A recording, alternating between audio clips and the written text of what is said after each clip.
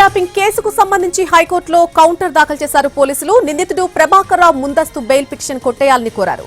Phone tapping కేసులో ప్రభాకర్ రావే కీలకమని ఆ కౌంటర్లో పేర్కొన్నారు.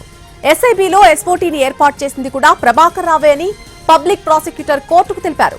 ఫోన్ ట్యాపింగ్ కే ప్రధాన లక్ష్యంగా ఎస్ఓటీ విధులు నిర్వహించిందని, ప్రతిపక్షాలను, కొందరు అధికారులను, వ్యాపారులను, అలాగే రియల్టర్లను బెదిరించి డబ్బు వసూలు చేశారని చెప్పారు.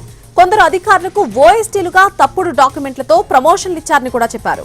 ఐపీఎస్ అధికారిగా రిటైర్డ్ అయ్యి దర్యాప్తుకు సహకరించడం లేదని అన్నారు పీపీ.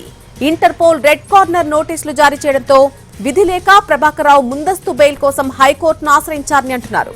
హైదరాబాద్ వస్తున్నానని గతంలో ట్రయల్ కోర్టులో ప్రభాకర్ రావు పిటిషన్ వేశారని, కానీ 9 నెలలు గడిచినా భారత్ కు రాలేదన్నారు. ఆయన బెయిల్ పిటిషన్ కొట్టివేయాలని వాదించారు పీపీ. పోలీస్ దర్యాప్తుకు సహకరించేలా ఆదేశాలు ఇవ్వాలని కోరారు. తదుపరి విచారణను ఈ నెల 15కు వాయిదా వేసింది హైకోర్టు.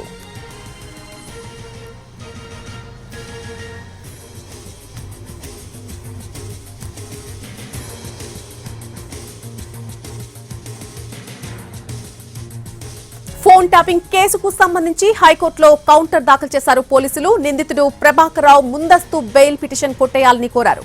ఫోన్ ట్యాపింగ్ కేసులో ప్రభాకర్ రావే కీలకమని ఆ కౌంటర్లో పేర్కొన్నారు. ఎస్ఐబిలో ఎస్ఓటీని ఏర్పాటు చేసింది కూడా అతడేనని పబ్లిక్ ప్రాసిక్యూటర్ కోర్టుకు తెలియజేశారు.